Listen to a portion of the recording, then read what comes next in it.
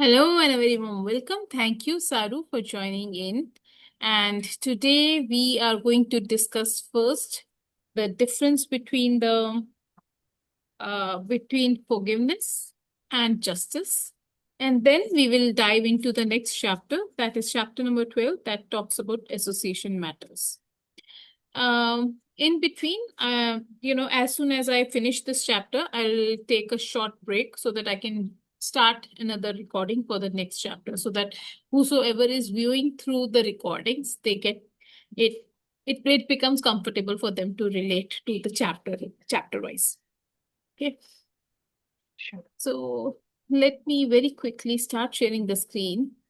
And what we read yesterday was really deep, and in fact uh, may have touched you emotionally as well, because uh, when we talk about extramarital affairs, that actually moves things inside of us as well, right? And when this guy was talking to Gopal Das, he spoke about the two choices every person has at that time. One is of justice, and the other is of forgiveness. If you forgive, the relationship is saved. And if you ask for justice, the consequences lead to separation as well.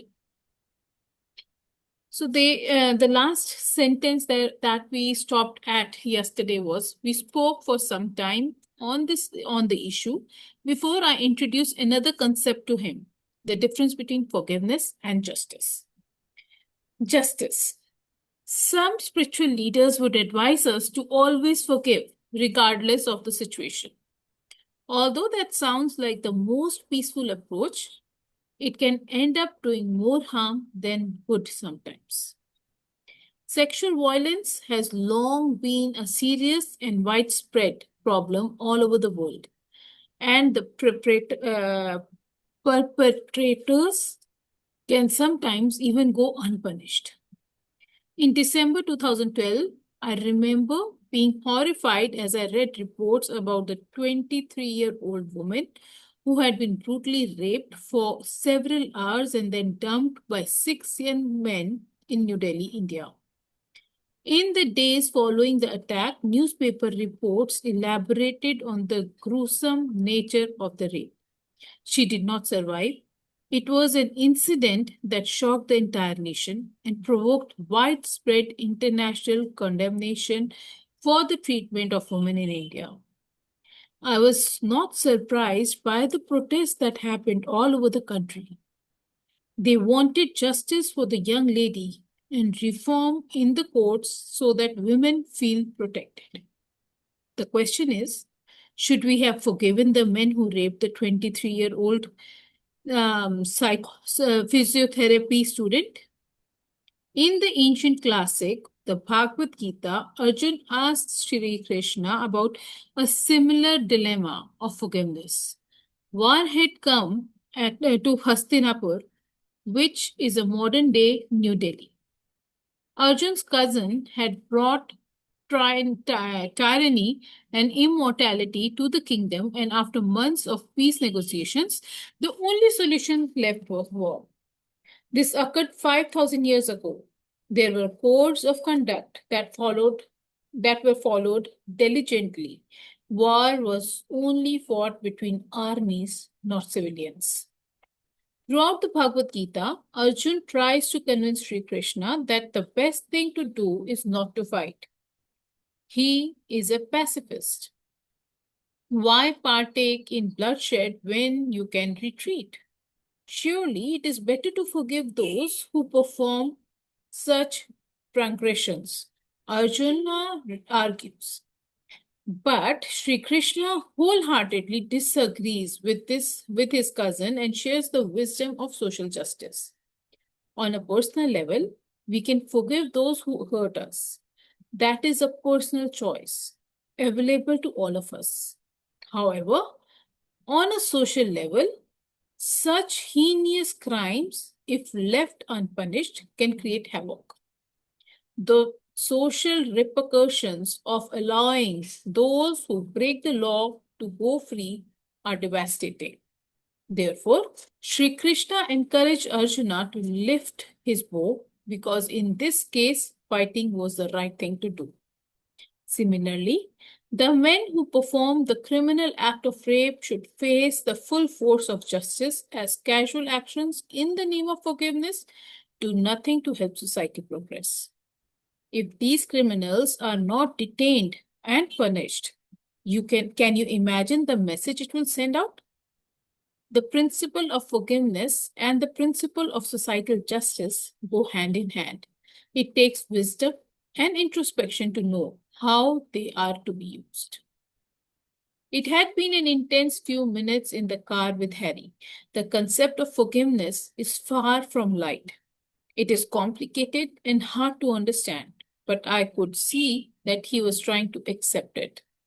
I explained the topic of relationships has spiritual roots. If we can understand how to relate to people on a spiritual level, then we can transcend from dividing differences.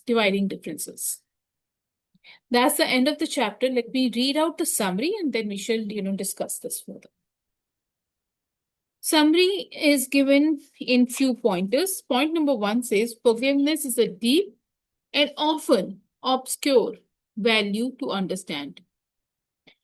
The principles we should know about forgiveness are: look beyond the situation. If we are hurt by someone's words, try to understand why they spoke them. When people act harshly towards us, most of the time they are suffering too. This is empathy. Second way is separate the episode from the person. Rather than being affected by the emotions of guilt by saying I am wrong, or anger by saying you are wrong, you should separate the I or the you and deal with the wrong. Number 3, higher purpose. Can we forgive based on the higher principles? For example, in my story, the husband forgave the wife because he loved her, and they had a duty to their community and son. If chosen, this approach takes support and time and is not something that happens overnight. And last is justice. On a personal level, we can forgive the person who may have wronged us. But on a societal level, there should be strict justice to create an orderly society. No one should be able to break the law and get away with it in the name of forgiveness. There is a very beautiful exercise that has been given at the end of this book, which, if you need, I will share it with you in your WhatsApp. Yes, I'll share this. In fact, I will actually share this so that in case you need it ever in future, or maybe right now as well, you can use it so that it is to do with forgiveness exercise. Okay. All right. That's the end of this chapter. Saru, since you are the only one in this room, I would love to ask you, what are your takeaways? Yeah. So the first thing that I learned in forgiveness in this chapter is that uh, we shouldn't be asking that you are wrong, you know, when a situation is happening, just deal with in a higher purpose way. Like first analyzing, okay, what is the state of the opposite person's situation? And yeah, as we discussed, if it's going to be always that they are in that state, then we got to teach them that whatever you're doing is wrong. But if it is sometime that they are yelling at us or in something on that state, maybe pause for that moment, allow them to be in that moment. After that, we can just approach them because that helps un understanding of both the parties in the relationship or any conversation, and it heals the persons also. Okay, what we have done, maybe they themselves can come and seek forgiveness. I'm sorry, I did this due to these things. So instead Hmm. of getting angry on any person, instead of putting any emotion on the other person for whatever they have done, just look back is what I've understood. That made so much sense.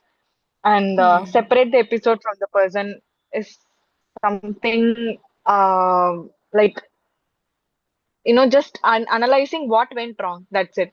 Not on the person. It is not on the person always. It is analyzing the situation only. So that Hmm. also, it's like, but not every time we are following it. Maybe I'm thinking not everyone at all times. So that can help us understand what went wrong and where can I forgive myself and the other person. So the forgiveness also to be in my end as well. Maybe we could have also done something wrong, or we could have also told something wrong. So that is also one thing. Yeah. And the last two, maybe you can let me know your understanding so that we can discuss. Hmm. So when I sat with this chapter, what I understood was forgiveness is not a favor to others. It is freedom to yourself. Were you able to, could you get Mm, the chance to watch the video that I had shared yesterday in the group? Oh no, you are not a part of group. Okay, I'm sorry. no. So, Gaur Gopal Das has shared the video that I shared was very beautiful, wherein Gaur Gopal Das had taken an example of me carrying a glass of water. Okay, if I keep carrying it, I'm okay with it. Till what time will I be okay? If I spend 5 hours holding it like this, I might start feeling a little uneasy. Maybe after 2 days of holding it, because it is a very small cup, I will start feeling tired. My hand might start hurting. If I keep on holding on to it for 10 days, I will be numb from my hand. And it will be so tiring that I don't know what. So, this was used to make us understand that there are hurts in our hearts and we are carrying them since so long.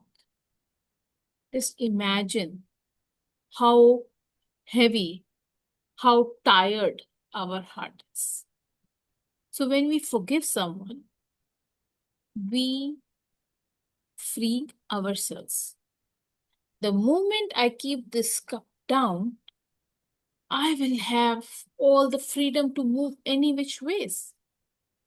I will not have the responsibility to keep holding on to it.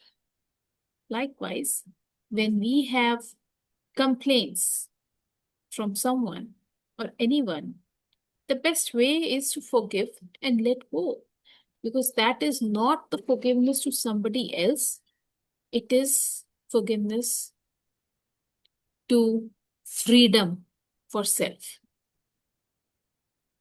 Holding on to hurt only keeps us tied to the pain. Maybe the other person is enjoying. It doesn't even matter to them. The very beautiful example that I would like to share here is one of the days, at my mom's place, they have a house help who stays all day long. So the house help says that I'll not come for 2 days. She had not informed earlier, and she just called to tell my mom that she's not coming. My mom did not like it. She was upset about it. Arey, Aini, she did not come.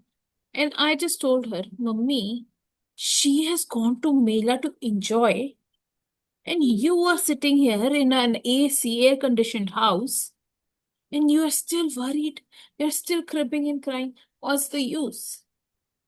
When you have given power to somebody else to rule your emotions. That's not right. That is not the way the life should be.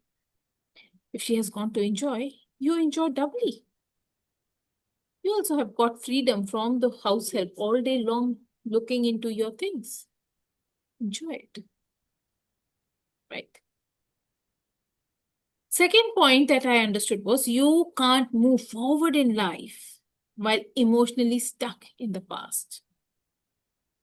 Letting go does not mean that you are forgetting, it means no longer allowing it to control you. That's it. One of my mentors very beautifully says, forgiveness granted, excess denied. Mhm. That's it. Give forgiveness because you are freeing yourself from it, but excess is denied forever. Then, point number 3 that I understood was forgiveness is not about denying what happened, it's about accepting that healing matters more, that freeing yourself matters more. It is not that, something has happened, but you are sitting on what had happened instead of healing yourself of it. Sometimes the person you Right. most need to forgive is yourself. Shame, guilt, weighs just as heavily as resentment. So we should make an effective, we should make an effective attempt to forgive ourselves more often. Yeah. So I have, there is something that I would love for you to reflect on. That is, what pain or resentment have I been carrying? And what would it feel like to finally set it down? Is there someone in your life with whom you have some kind of resentment? I don't know, you're young. Uh, I don't know if you have any, but if you do, just imagine what would it feel like if you set it down.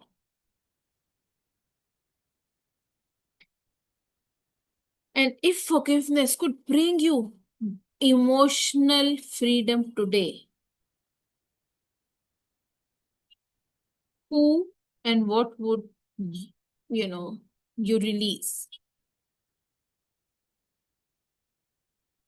If forgiveness could bring you emotional freedom today, who or what would you release for your own peace? Maybe I know whom do need to release. Hmm. You might have resentments there. Now I understand. Yes.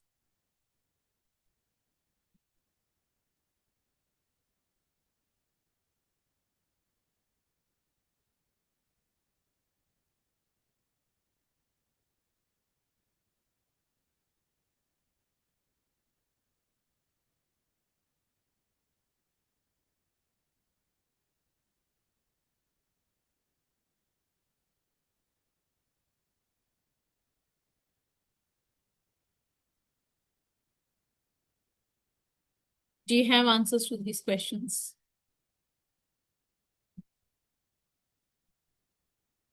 Yes, Karishma, I do have the answers. Those are personals. Yes, yes. I It don't is want about you to share it.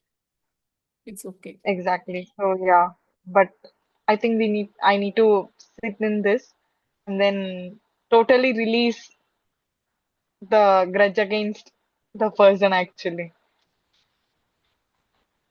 There is an activity that I would love for you to do. Okay. Take a few moments to, bring to mind X, Y, Z you have not forgiven. It could be someone else, it could be you, whoever. Because what I am saying is keeping in mind that the people who have not joined today's session would be listening to the recordings, and I would love for them to do that as well.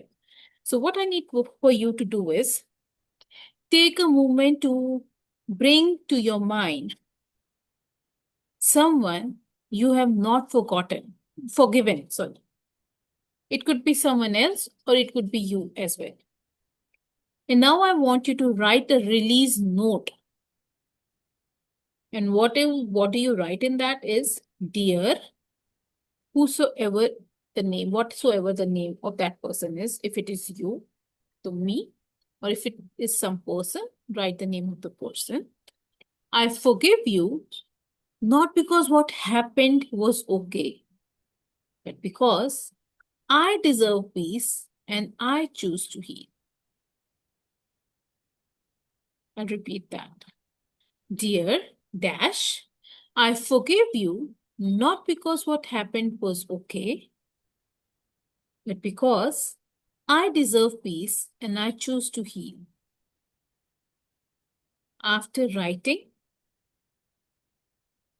read it silently to yourself, then fold the paper and either keep it in your closure ritual, keep it as your closure ritual, or else what you can do is you can tear it, or else you can put it in a bowl of water and see it dissolve. And as it dissolves in the water, just make sure that you are dissolving it from your system as well and pour it out in some plant. Release them in with proper ritual. Okay. Or else you can actually burn that page as well. Okay.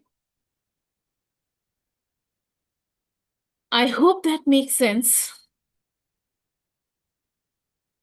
Asaru, does it make sense to you? Yes, it does. It does. It is going to be more deep work, and it will be releasing the things. And the first person I think we need to forgive in any situation involving anyone is us. Absolutely. So when you forgive yourself, another level, another version of you emerges. It is said that the mini you has to die for the bigger version of you to emerge.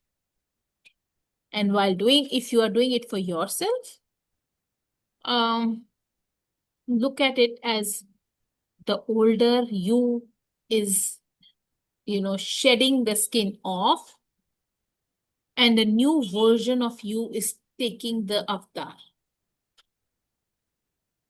Yeah. All right, that's it for this chapter. Thank you for joining in and see you in the next chapter.